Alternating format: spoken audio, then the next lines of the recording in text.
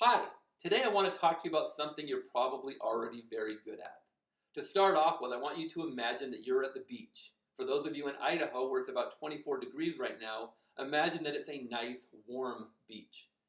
Have you got that scene in your head? Can you picture the ocean stretched out in front of you, the blue sky up above you, the warm sand beneath your feet? Maybe there's a beach umbrella with a couple chairs under it just waiting for you. Are you picturing that scene? If you are, it probably looks in your mind's eye something like this. Now, when I try to visualize a beach scene, here's what I see in my head. No, I am not visualizing the scene at night.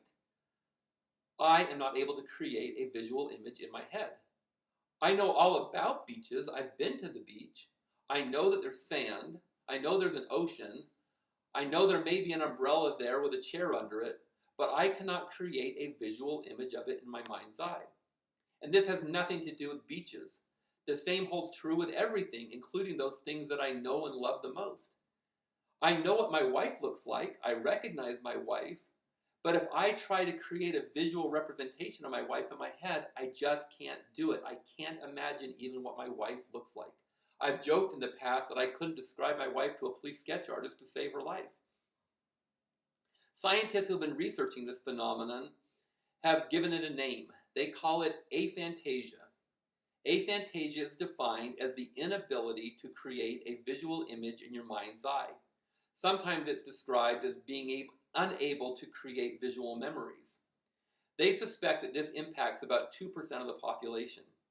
When I first started learning about aphantasia, the first question I had is this real? Is this something that I'm really afflicted with? Or do I just have a false understanding of what's happening in your head? It's kind of like that question that children sometimes ask when they look at the blue sky and they wonder, I wonder if the blue that I see is the same as the blue that you see. Maybe my blue in my mind is the same as green in your mind, and what I see as a blue sky you would think is a green sky. Unless we were to somehow wire our brains together, there's no way we can know what goes on in each other's heads.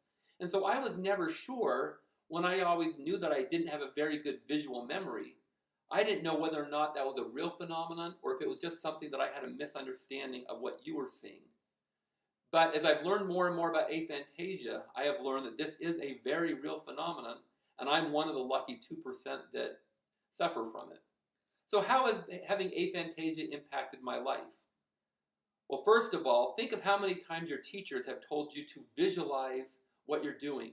Use visual learning techniques. None of those visual learning techniques work for me at all because I don't visualize anything. I'm not able to draw things from my memory because I don't have any memory to draw on to put down on paper. I don't know if that's why I have horrible handwriting, but I think that might be part of it. One of the saddest parts of having aphantasia is that I don't have any visual memories of my life up until this point.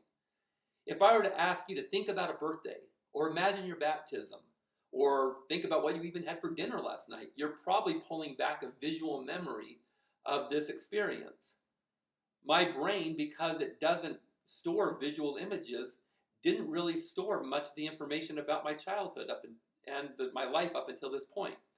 I know facts about my life. I know where I went to high school. I know the name of my third grade teacher, but I don't have any visual memories of any of those types of events. I can't even remember what my children looked like unless I'm looking at a picture of them when they were little kids. There have been some good things that have come out of having aphantasia, I think. I have a very good memory, but it's just not a visual one. I know I can put obscure facts and ideas together, and that's been very useful for me in my job in information technologies. I was actually able to leverage my good memory at one point. I tried out appeared on and won an episode of Jeopardy! Luckily, they didn't have any visual related questions that I had to pull from memory. As I've learned more about aphantasia, I've been comforted by a couple of things. First, it's nice to know that it's a real thing, that it's not just something in my head, that there is a name for it, and that there are other people who are experiencing this also. But probably the most comforting aspect of all is a promise that's given to us in the Book of Mormon. In 2 Nephi chapter 9, it says that the righteous shall have a perfect knowledge of their enjoyment.